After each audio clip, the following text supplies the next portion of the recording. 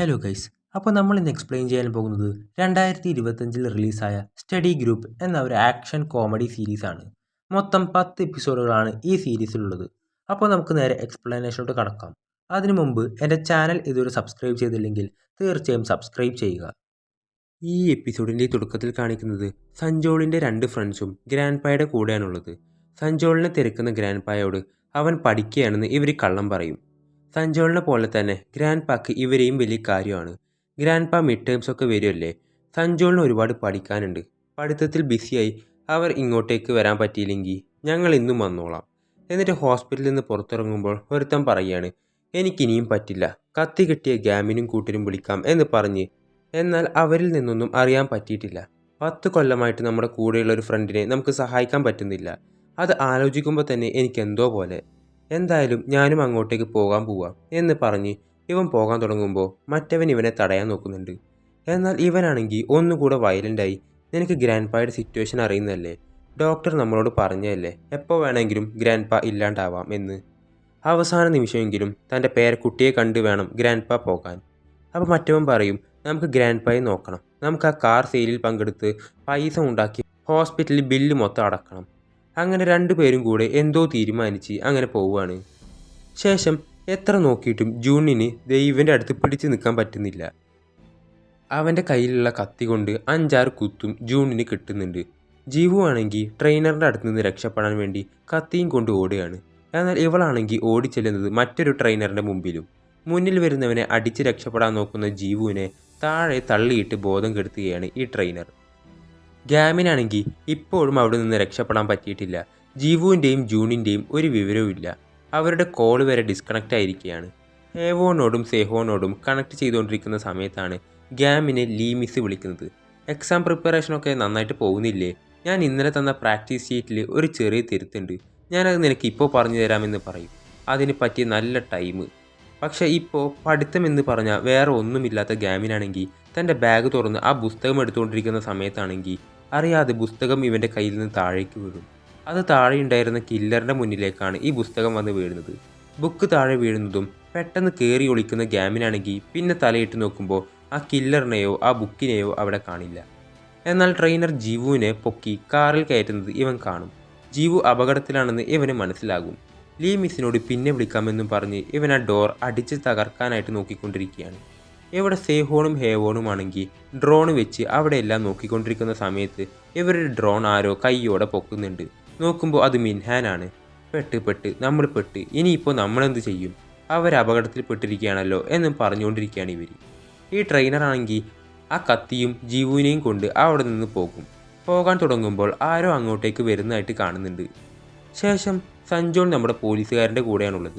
നീ എന്തിനാ അവനെ കൊന്നതെന്ന് പോലീസുകാരൻ സഞ്ജോളിനോട് ചോദിക്കുമ്പോൾ ഇവനെ പറഞ്ഞു പഠിപ്പിച്ചിരിക്കുന്നത് പോലെ തന്നെ ഇവൻ പോലീസുകാരനോട് പറഞ്ഞു കൊടുക്കും, ഞങ്ങൾ ചെറുതായിട്ടൊരു ഫൈറ്റിൽ ഏർപ്പെട്ടു, അങ്ങനെ അവന് കുത്തേറ്റതാണ്, കുത്തിയ ശേഷം ഞാൻ ആ കത്തി വലിച്ചെറിഞ്ഞു, ഇനി എനിക്കൊന്നും പറയാനില്ല, ബാക്കിയൊക്കെ എൻ്റെ വക്കീൽ പറഞ്ഞോളും എന്ന്. ഇതെല്ലാം വളരെ ശ്രദ്ധയോടെ കേട്ട ഈ പോലീസുകാരൻ ചോദിക്കുകയാണ്, നീ നിൻ്റെ ജീവിതത്തെ ഇത്ര എളുപ്പം വിട്ടുകളയാൻ പോവുകയാണോ?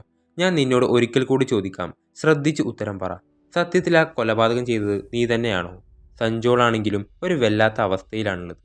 തന്നെ ഒരു നല്ല നിലയിലായിട്ട് കാണാൻ ആഗ്രഹിക്കുന്ന ഗ്രാൻഡ് മുഖവും മിഡ് ടേംസ് വരാൻ പോവുക, നീ പഠിക്കുന്നില്ലേ എന്ന് ചോദിച്ച ഗാമിൻ്റെ മുഖവുമാണ് ഈ ഒരു ചോദ്യം കേൾക്കുമ്പോൾ സഞ്ജോളുടെ മനസ്സിലേക്ക് വരുന്നത്. ഇപ്പോൾ ജീവുവിനെയും കൊണ്ട് കടന്നു കളയാൻ തുടങ്ങിയ ട്രെയിനറിൻ്റെ അടുത്തേക്ക് വന്നത് ആരാണെന്ന് നോക്കണ്ടേ, അത് സഞ്ജോൾ തന്നെയായിരുന്നു. ഇവൻ ആ പോലീസുകാരനോട് തൻ്റെ നിരപരാധിത്വം തുറന്നു പറഞ്ഞു വന്നിരിക്കുകയാണ്. അല്ല, നീ എന്താ ഇവിടെ എന്ന് ചോദിക്കുന്ന ട്രെയിനറിനോട് ആ പെണ്ണിനെ വിട്ടേക്കാൻ പറയും.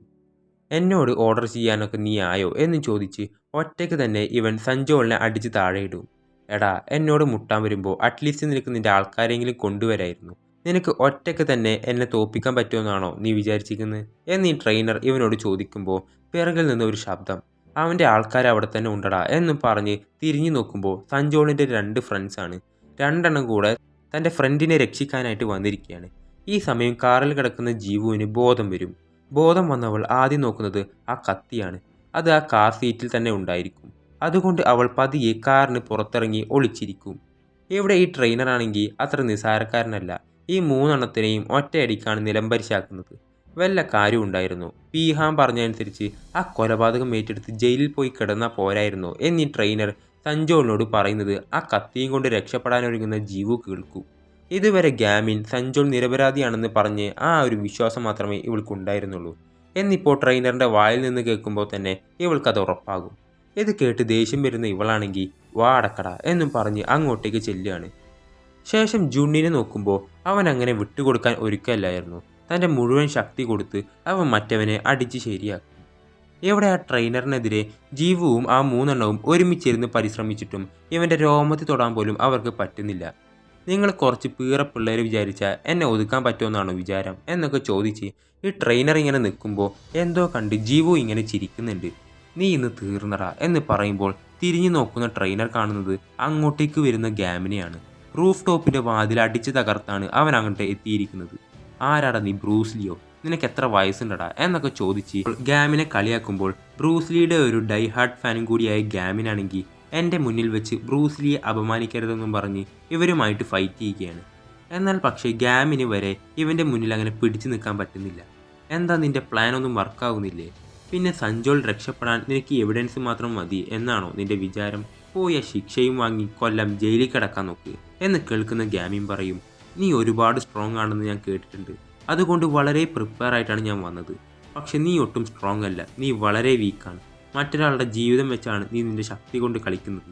ഇത് കേട്ട് ദേഷ്യം വരുന്ന ട്രെയിനറാണെങ്കിൽ ഇവനെ അടിക്കാൻ വരുന്നതും ഈ ഗ്യാമിന് ഇപ്പോൾ ഒരു പ്രത്യേക തരത്തിലുള്ള ടെക്നിക്ക് പുറത്തെടുക്കുകയാണ്. അതും പണ്ട് ചെറുപ്പത്തിൽ ഇവൻ്റെ അങ്കിൾ ഇവനെ പഠിപ്പിച്ചു കൊടുത്തായിരിക്കും. ആ ഒരു ടെക്നിക്ക് നമ്മുടെ ട്രെയിനറിൻ്റെ പണി ഏതാണ്ട് തീർക്കും. ഗ്യാമിനാണെങ്കിൽ ഇപ്പോൾ നേരെ ഓടി സഞ്ജോളിൻ്റെ അടുത്തേക്ക് ചെല്ലുകയാണ്. അവൻ ഓക്കെ ആണോ എന്നറിയാൻ. തനിക്കൊരു കുഴപ്പവുമില്ല, താൻ ഓക്കെ ആണെന്ന് അവൻ പറയും. ഗ്യാമിൻ ഇപ്പോൾ സഞ്ജോളിനോട് പറയും, ചേട്ടാ നമുക്ക് ഒരുമിച്ച് സ്കൂളിലേക്ക് പോകാം, എന്നിട്ട് നമുക്ക് ഒരുമിച്ച് പഠിക്കാം. എനിക്കറിയാം ചേട്ടന് പഠിക്കാൻ ഒരുപാട് ഇഷ്ടമാണെന്ന്. ഇവനാണെങ്കിൽ എനിക്ക് അതിന് സാധിക്കുമോ? മറ്റുള്ളവരെ പോലെ ഒരു സാധാരണ സ്റ്റുഡൻ്റ് ആവാൻ എനിക്ക് കഴിയുമോ? എവിടെയാണെങ്കിൽ ചെറുതായിട്ട് അനക്കൊക്കെ വരുന്ന ട്രെയിനർ ആ എവിഡൻസ് എടുക്കാൻ നോക്കുമ്പോൾ അത് കണ്ട് അങ്ങോട്ടേക്ക് ഓടി വരുന്ന ജീവു അവനിട്ട് ഒരെണ്ണം കൊടുക്കുകയാണ്. ആ കിക്കിൽ ട്രെയിനറിൻ്റെ ബോധം മൊത്തത്തിൽ പോയിട്ടുണ്ടാവും. ആ എവിഡൻസ് ആയിട്ടുള്ള കത്തി എടുത്ത് പിടിച്ച് ഇവൾ സഞ്ജോളിനോട് പറയാണ്, എടാ മോനെ, ഇത് വേറൊരു പഠിത്തമാണ്. അതിനെന്തിനാ നീ വലിയ സംഭവമായിട്ട് കരുതുന്നത്? ആരെ ഇപ്പോൾ നിന്റെ കാര്യം നോക്കി നടക്കുന്നത്? മോശം പ്രവൃത്തിയിൽ നിന്ന് മാറി നിന്നാൽ മതി, മനസ്സിലായോ? ഇവളുടെ വർത്താനം കേട്ട് സഞ്ജോളിന് ചിരിയായിരിക്കും വരുന്നത്. ഈ സമയത്താണ് ഇവർ പിറകിൽ നിന്ന് ഒരു അലർച്ച കേൾക്കുന്നത്. തിരിഞ്ഞു നോക്കുമ്പോൾ കുടയും കസാരയൊക്കെ ആയിട്ട് ട്രെയിനറിനെയും കൂട്ടരെയും ഇടിച്ച് ഗ്യാമിനെയും ഇവരെയും രക്ഷിക്കാൻ വേണ്ടി വന്നിരിക്കുകയാണ് സേഹോണും ഹേവോണും. ഇതും കണ്ട് ചിരിച്ചിരിക്കുന്ന സമയത്താണ് ഗ്യാമിന് എന്തിൻ്റെയോ കാര്യം ഓർമ്മ വരുന്നത്. അവൻ ആരോടും ഒന്നും പറയാതെ അവിടെ നിന്ന് ഇറങ്ങിയോടും. ഇതേ സമയം കാറും കൊണ്ട് എങ്ങോട്ടേക്കോ പോയിക്കൊണ്ടിരിക്കുകയാണ് കില്ലർ. കറക്റ്റ് സമയത്ത് ഇവൻ്റെ മുന്നിലേക്ക് കാറും കൊണ്ടുവരികയാണ് നമ്മുടെ പോലീസുകാരൻ. ആരിത്, കുറേ ആയാലും കണ്ടിട്ട് എന്നൊക്കെ കില്ലർ ചോദിക്കുമ്പോൾ, ഡിറ്റക്റ്റീവ്, എനിക്കൊരു കാര്യത്തിൽ ചെറുതായിട്ട് നിൻ്റെ ഒരു മൊഴി ആവശ്യമുണ്ട്. ഇപ്പോൾ അടുത്ത അഞ്ചോണി നടന്ന ആ മേർഡർ കേസിൽ. അതിനെന്തിനാ കൺഫ്യൂഷൻ? സഞ്ജോളല്ലേ കില്ലർ? നീ വെറുതെ ഇന്നസെൻ്റായ ആളുടെ തലയിൽ കുറ്റം ചുമത്തി വെക്കാതെ എന്നും പറഞ്ഞ് ഇയാൾ നല്ല വെള്ള ചമയാൻ ശ്രമിക്കുന്നതും പോലീസുകാരൻ്റെ അടുത്ത് നിന്ന് ഒരെണ്ണം ഇവന് കിട്ടും. ഇതിൽ ദേഷ്യം വരുന്ന കില്ലറാണെങ്കിൽ തൻ്റെ കയ്യിലുള്ള കത്തി രഹസ്യമായിട്ടെടുത്ത് പോലീസിനെ അറ്റാക്ക് ചെയ്യാനായിട്ട് പോകുന്നതും പിറകിൽ നിന്ന് ആരോ ഈ കില്ലറിനെ അടിച്ച് ബോധം കെടുത്തി വിടുന്നുണ്ട്. അത് ഗ്യാം ആയിരുന്നു. ഇയാളുടെ കയ്യിലുണ്ടായിരുന്ന തൻ്റെ ബുക്ക് എടുക്കാൻ വേണ്ടിയിട്ടാണ് ഗ്യാമിൻ ഇങ്ങോട്ടേക്ക് ഓടി വന്നത്. ഈ കാര്യം അറിയുന്നതും അവർ ചിരിക്കും. ശേഷം നമ്മുടെ മിഡ് ടേംസ് അടുത്തെത്തി. ഒരു സ്റ്റഡി പ്ലാനൊക്കെ വെച്ച് എല്ലാവരും ഇരുന്ന് പഠിക്കും. സഞ്ജോളും എക്സാമിനിരുന്ന് പഠിക്കുന്നത് കണ്ട ഗ്രാൻഡ് പാക്ക് ഭയങ്കര ഹാപ്പിയാവും. പാർട്ട് ടൈം ജോലിയൊക്കെ ചെയ്ത് കാറൊക്കെ വിറ്റ് സഞ്ജോളിൻ്റെ 2 ഫ്രണ്ട്സും കൂടെ ഹോസ്പിറ്റലിലെ ബില്ലടക്കും. അങ്ങനെ എക്സാം ഡേ ആയി. എല്ലാവരും വളരെ നല്ല രീതിയിൽ തന്നെ എഴുതും. എക്സാം കഴിഞ്ഞതും ജുണ്ണും ജീവും ഹേവോണും കൂടെ സേഹോണിൻ്റെ അടുത്തേക്ക് ഓടി വരികയാണ്. എടാ, 9ാമത്തെ ക്വസ്റ്റ്യൻ നമ്പർ 1 അല്ലേ ആൻസർ? അല്ലടാ പൊട്ട, 3 ആണെന്നൊക്കെ പറഞ്ഞ് സേഹോണ് 3ാമത്തെ ആൻസർ തന്നെയാണ് എഴുതിയിരിക്കുന്നത്. എന്നാൽ ഗ്യാമിനാണെങ്കിൽ ഇത് 2 അല്ല, 5ാമത്തെ ആൻസറാണ് എഴുതി വെച്ചിരിക്കുന്നത്. തൻ്റെ ആ ഉത്തരം തെറ്റിപ്പോയെന്ന കാര്യം വളരെ വിഷമത്തോടെ അവൻ തിരിച്ചറിയും. ശേഷം ഹോസ്പിറ്റലിൽ നമ്മുടെ ഗ്യാമിൻ്റെ അമ്മ ബെറ്റർ ആയിട്ടുണ്ട്. ഇപ്പോൾ കുഴപ്പമൊന്നുമില്ല. ഇത്രയും ദിവസം ഗ്യാമിനെയും കുട്ടികളെയും എല്ലാം നല്ലപോലെ നോക്കിയതിൽ ഗ്യാമിൻ്റെ അമ്മ വിളിച്ച് ലീ മിസ്സിനോട് നന്ദി പറയും. അല്ല, ഇന്നല്ലേ എക്സാംസ് ഒക്കെ തീരുന്ന്? ഗ്യാമിൻ പ്രത്യേകിച്ച് എവിടേക്കെങ്കിലും പോകുമെന്ന് നിന്നോട് പറഞ്ഞിട്ടുണ്ടായിരുന്നോ? അവൻ വീട്ടിലില്ല, ഫോണും എടുക്കുന്നില്ല. അവൻ അവൻ്റെ ഫ്രണ്ട്സിനെയും കൂട്ടി പുറത്തു പോയിട്ടുണ്ടായിരിക്കും. എക്സാം കഴിഞ്ഞതല്ലേ? ഇത് കേൾക്കുന്ന ഗ്യാമിൻ്റെ അമ്മ പറയുകയാണ്, ഇന്നത്തെ ഡേ അവൻ പുറത്ത് പോകാതിരിക്കുന്നതായിരുന്നു നല്ലതെന്ന്.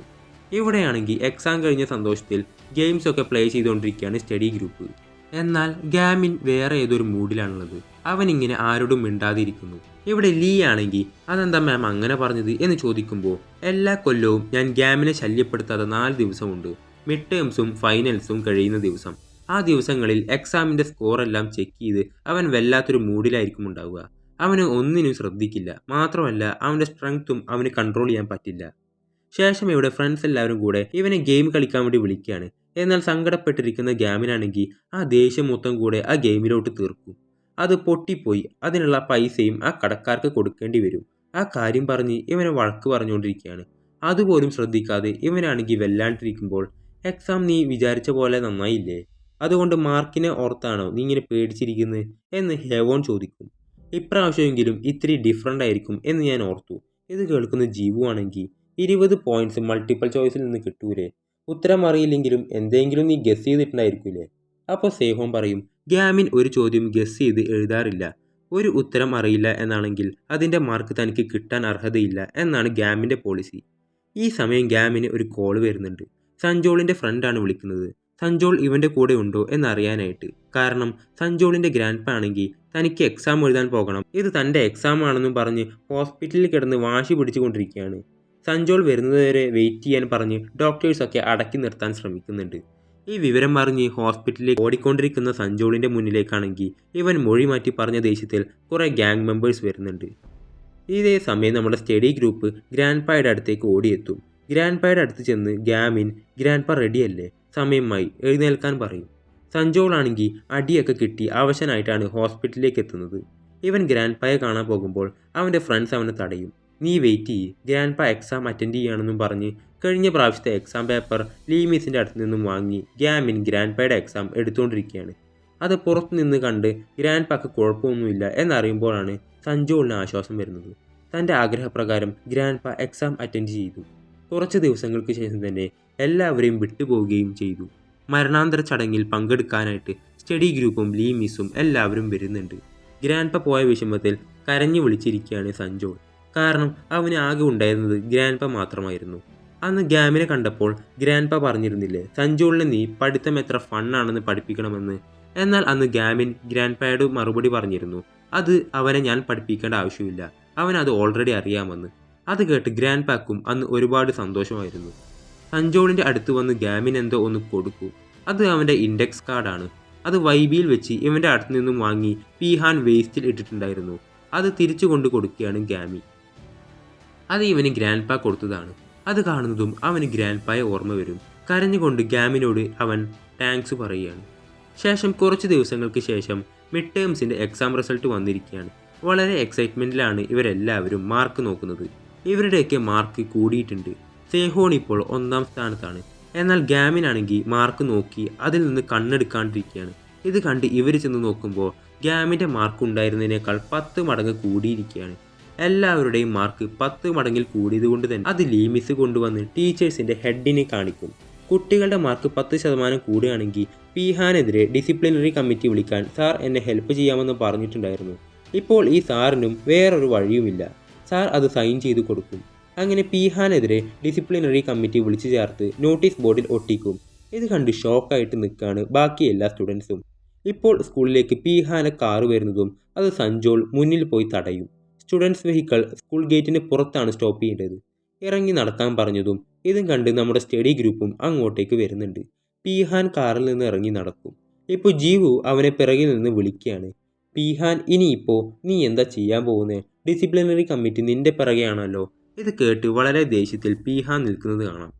പിന്നീട് കാണിക്കുന്ന സീൻ എന്ന് പറയുന്നത് പണ്ടത്തെ പോലെ വളരെ അടിപിടിയായ യൂസോൺ ടെക്നിക്കൽ സ്കൂൾ സ്റ്റുഡൻസ് മൊത്തം വരാന്തയിലൊക്കെ കിടന്ന് അടിപിടിച്ചു കൊണ്ടിരിക്കുകയാണ്. ഇതെല്ലാം ഒരു കൂസലുമില്ലാണ്ട് നോക്കി നിൽക്കുന്ന പീഹാനെയും കാണിച്ചുകൊണ്ടാണ് ഈ എപ്പിസോഡ് അവസാനിക്കുന്നത്. അപ്പോൾ അടുത്ത എപ്പിസോഡ് ഉടൻ വരുന്നതാണ്. ആ എപ്പിസോഡുകളെല്ലാം മിസ്സാവാതിരിക്കാനായി ഈ ചാനൽ ഒന്ന് സബ്സ്ക്രൈബ് ചെയ്യുക.